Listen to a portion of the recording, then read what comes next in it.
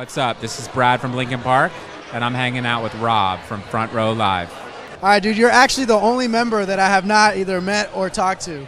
You've always been hiding from me. They always save the best for last. I hear that every single time. How are you, man? I'm great. I'm stoked to be here.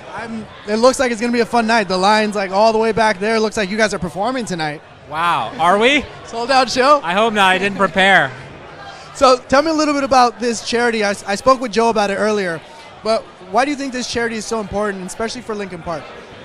Well, we started this charity, Music for Relief, after the tsunami in South Asia, and we had just toured that part of the world, and we saw it on TV devastated, and we wanted to respond. We felt so helpless.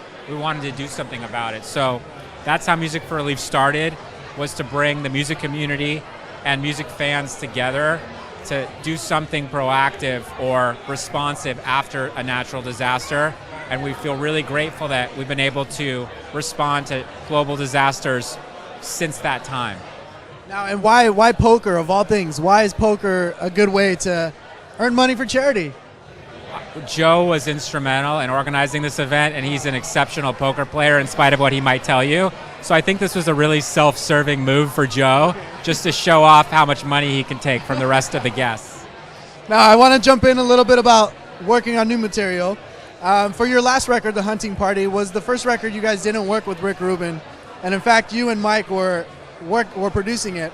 What was it like not working with Rick after having so many records with him?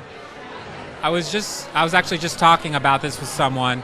Rick is such a talented, intelligent human, friend and mentor to us, that even when Rick's not in the studio, things that he's taught us are always influential to what we're doing.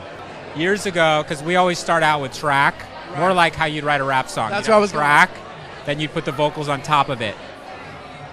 He said to us years ago, why don't you try writing a song and then building out the track? We're like, great, that sounds good.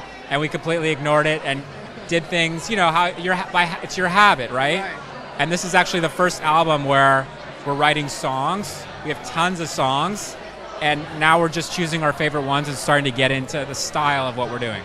And how's that been for you guys, changing things up? There's been a really dynamic flow going on in the studio on this record, and I'm super excited about what's coming out.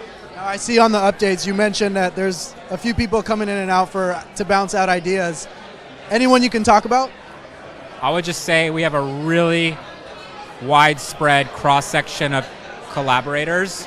It's a very expansive, open record, and so we're just being also open-minded as to what comes out of it.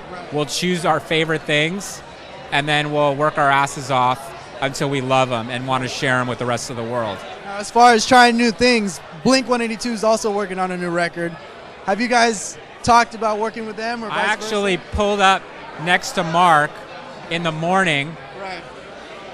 He was drinking his coffee. I rolled my window down. I was like, "What's up, man? Good morning." He's like, "I'm working on music." So yeah, I heard it from the horse's mouth. Mark actually hosted our last event for Music for Relief, and he's just a super rad guy. I'm really stoked to hear their new stuff. Right. Now, how soon can we maybe expect some new material from you guys, whether it's a single or the full album? Hopefully by the end of the year. Awesome. More tour plans? Or you guys gonna keep it chill this year? Everything really flows from the music. So whenever the music's ready, hopefully we'll start to tour right after that. But we never want to rush a record.